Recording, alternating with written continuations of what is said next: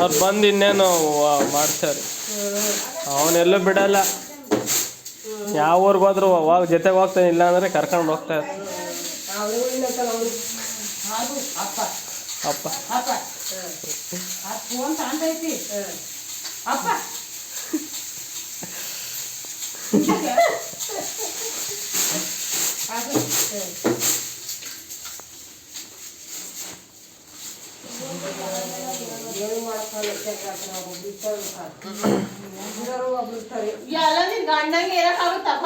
ನಿಂಗೆ ಗಂಡಂಗೆ ಪ್ರೀತಿ ಮಾಡೋಕ್ಕಾಗತ್ತೆ.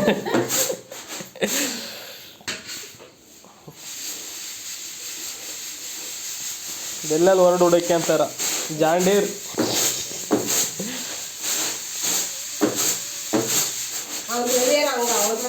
ಹಾಂ